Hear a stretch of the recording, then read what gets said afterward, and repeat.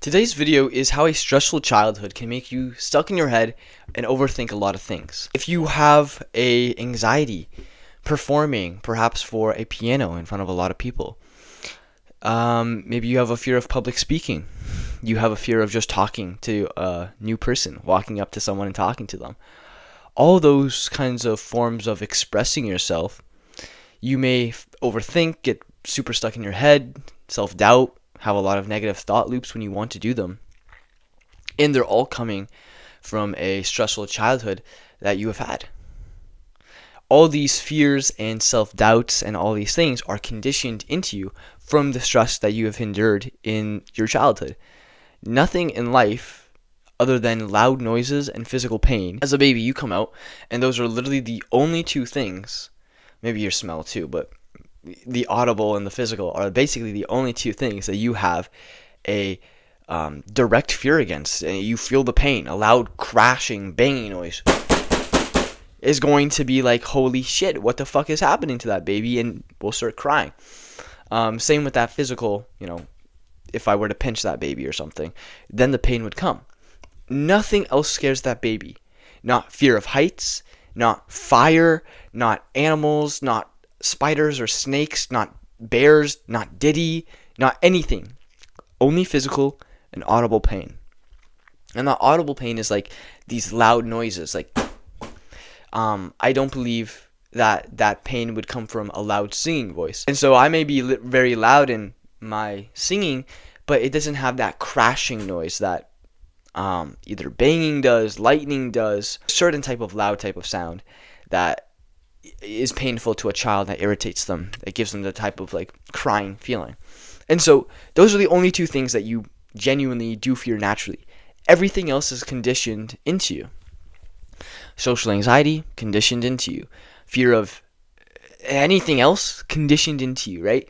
Fear of spiders, snakes, heights yourself, all of that conditioned into you. Because you don't understand what that is without the context. You don't need context to be like, my body is hurting. Your body tells you. And especially for the audible, the smashing and banging noises, that's, I find a bit more interesting, that, babies are naturally scared of that. But it does make sense, right? To some degree, just like, oh my God, that's a lot of what the hell is going over there. I want to leave, and that's not a nice, and I don't like it, and probably is hurting them to some degree, right? Like overstimulating their senses. So those are the only two that people naturally are afraid of. And so when you have a stressful childhood, you begin to develop a lot of other fears on top of those two things. For me, example, I had a big fear of social anxiety, talking to a new person, talking to someone new, putting myself out there.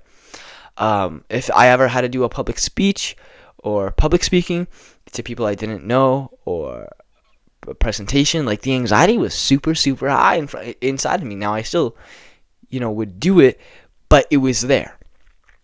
Talking to a new person, super anxious. And a lot of it came from, I don't know what to say, I don't know what to do, getting stuck in my head, getting overthinking.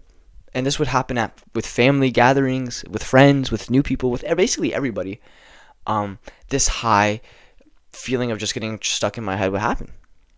And this is something that I find with basically every one of my clients that I do work with, because I help people with their social confidence, their social skills, their social anxiety, lowering that, so they can talk to the people around them, so they can be more expressive, and they're not just so trapped by their fear of judgment and fear of rejection from expressing themselves, right?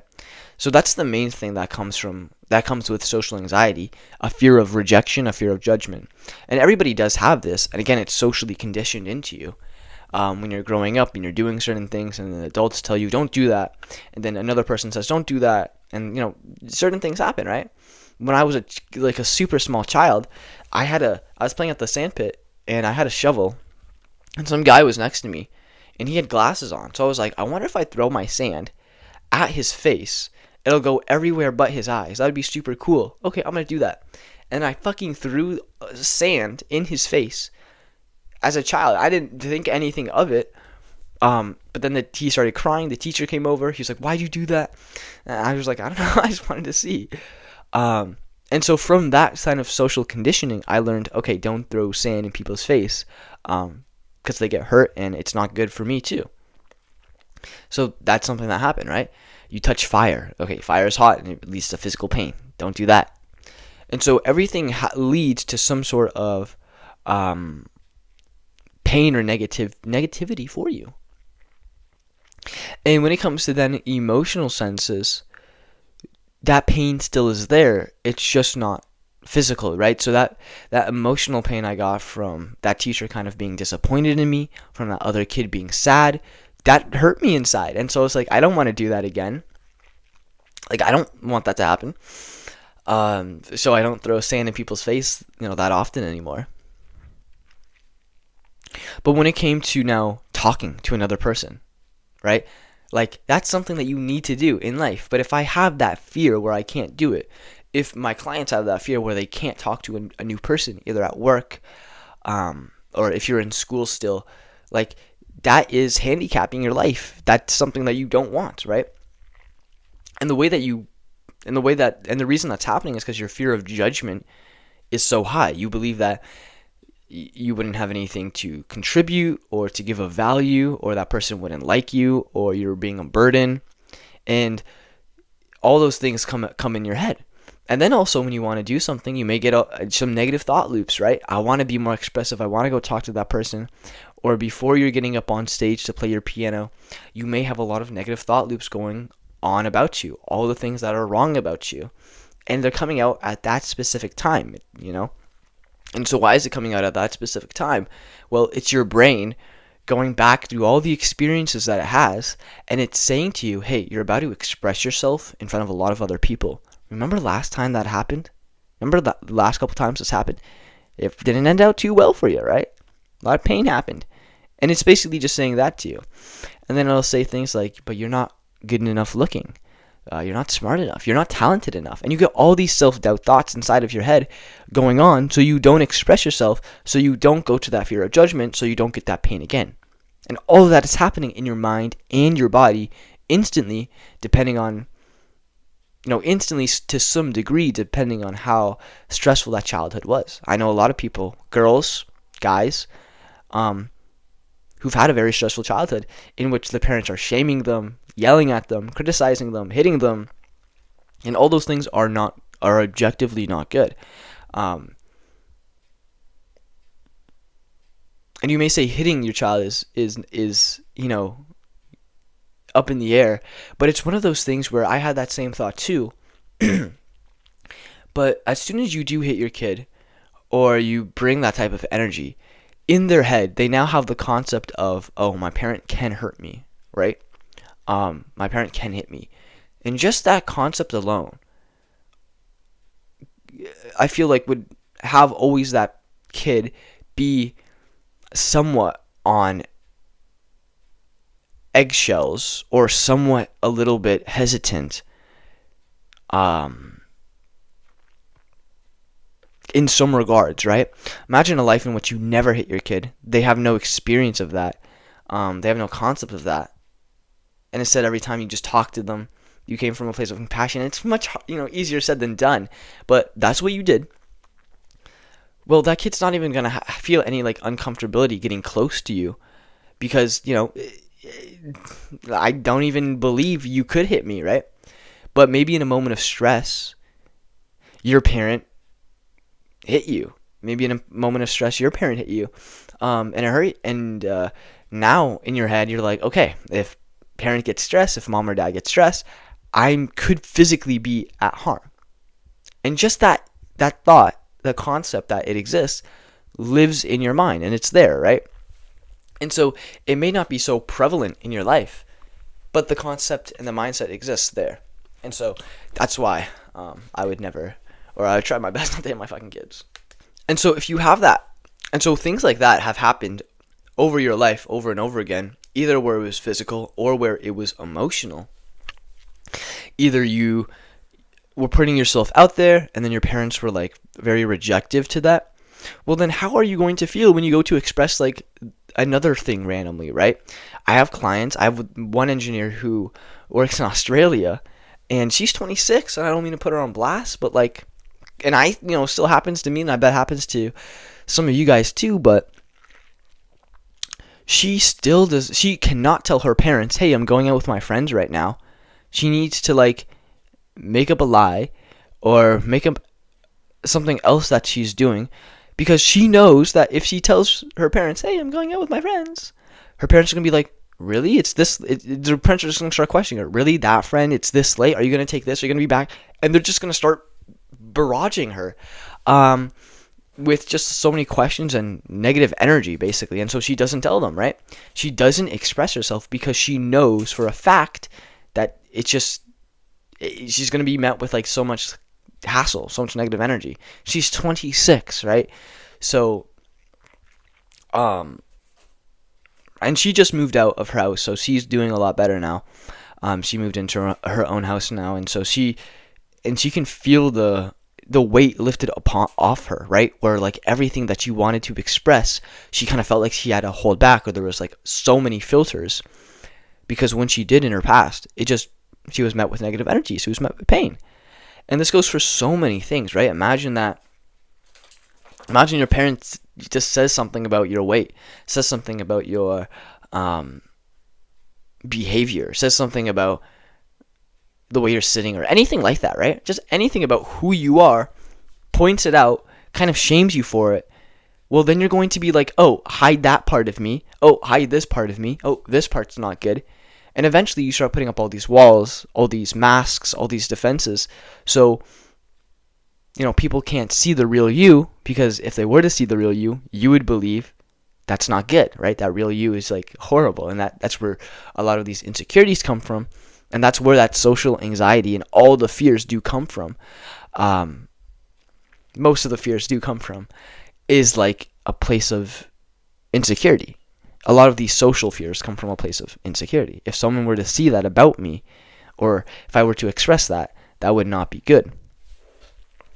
And so what I had to do with myself and what I have to do with my clients is rewire their brain and show to them it's not learning something new, it's unlearning that, hey, you can be expressive, you can be yourself. And when you are around the right people, that's good. But if you're not around the right people and you get hit with the negative energy in return, that says nothing about you. That's about them. That says nothing about you. Like if you're in front of your stage and you're playing your piano and you mess up and the audience starts to boo, that says nothing about you. That is the audience's fault. That's the audience's whatever, right? That means nothing about you. And you get that anxiety because, I don't believe I'll be good enough. I have this perfectionist mindset. I believe if I mess up, I'm not a good person. And all those thoughts are there, right? But they're all wrong thoughts. And you may play your piano amazingly and everyone will love it, but you in your head still may not like it because of those thoughts that exist. And if you're doing something and you can't enjoy the process of doing it, of giving a performance, and then after it feeling pride or happiness inside of you, even if you did mess up, because you're a human, people are going to mess up, that's not a very fun life, right? If you beat yourself up for every mistake that you make because you were beaten up, either figuratively or literally for mistakes that you made, well, you're going to be very hesitant on doing anything that would push you out of that comfort zone where you could make a mistake again. And that's not how you grow. You ever see Timothy Chalamet? His number one advice is to fail over and over again, because there's no such thing as failure. There's only such thing as lessons. Lessons that you can take away from your mistakes that will make you a better person. And so if I were to help someone with their stage fright, or their performance anxiety, or their presentation anxiety, or speaking to another human being, their social anxiety, here's what I would tell them to do. You're fearing being expressive, because if you were to be expressive, you're opening yourself up to being judged. And expressive, you're being your true self. You're not putting up a mask of defensiveness or meanness or I'm better than you. It's just this complete fucking armor off. This is who I am. And that's a difficult thing to even be like, who am I? Because you lose a big sense of identity in a stressful childhood. So it's like, who am I? Right? You don't get the moments or the time to form your identity. A lot of the time, you're retreated, dissociated from reality because reality is painful. And so you don't really build anything. You're trapped up here trying to survive.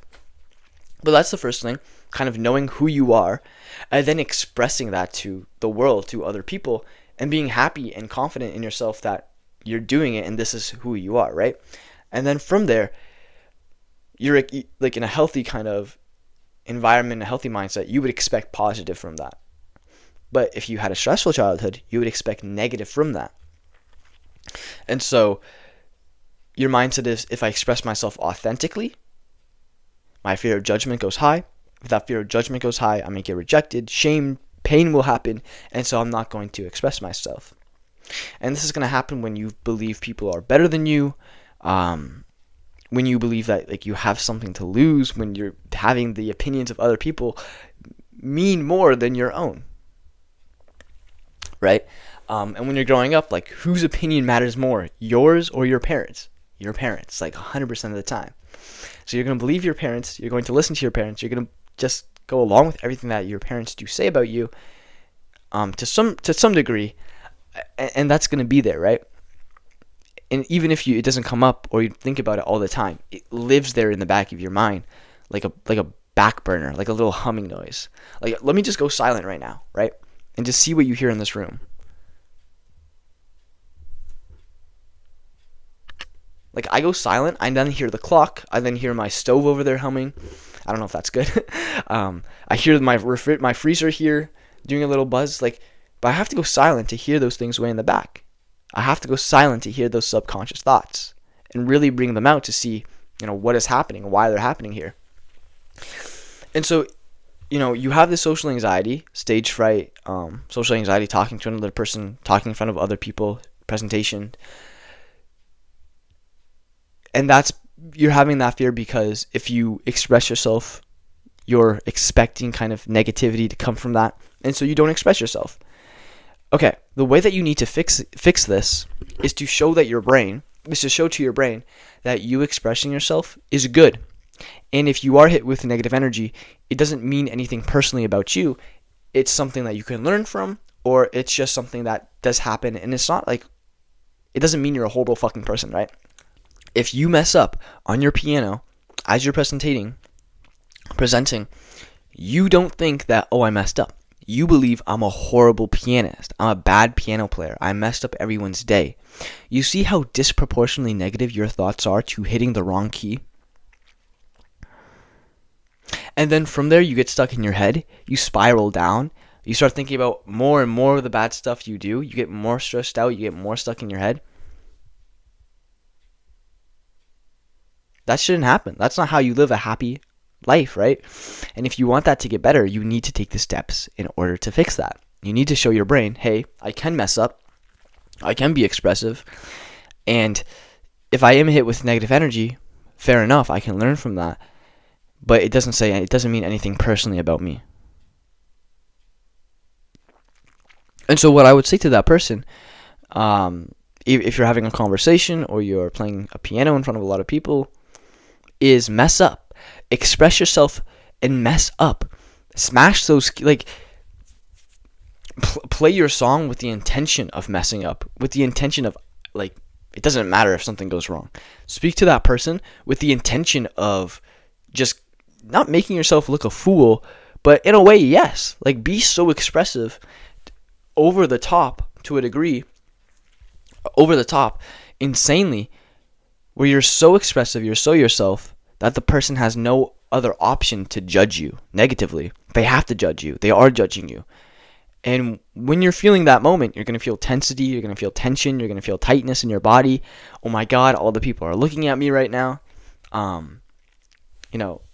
What are they thinking? I'm not being good enough right now. All those thoughts are going through your head. That's good. What you need to do is continue to express and then change those thoughts to, their opinions don't matter. I'm going to do what I want to do because I believe it's correct. And then you do that and you continue to express, and then their energy or reaction from that usually actually then turns out positive because you're expecting positive. And if it does turn out negative, you don't let it affect you and you just continue doing what you're doing. You do this one time, it rewires the brain just a little bit to show to yourself, oh, I can express myself. And if it does go wrong, it doesn't lead to pain anymore like it did in childhood. I'm actually okay, right? And if I express myself, it actually does lead usually to a positive outcome, which is me being happy in myself expressing, and then the other people accepting me for that. But if you have in your head this mindset, if I were to express myself, I'm probably going to get hit with rejection, that's going to stop you, right? If you have in your head, if I make a mistake, the world's going to end and I'm such a horrible person, that's going to stop you, right? And so you need to do those things and then show to your brain nothing painful after that happens, and you can do it. And then from there, you get to be the person that you want to be. You get to be the person who is socially loose, who can express themselves without that fear of judgment or rejection because you've showed to yourself that it doesn't exist anymore. And it shouldn't affect you so horribly as it may do.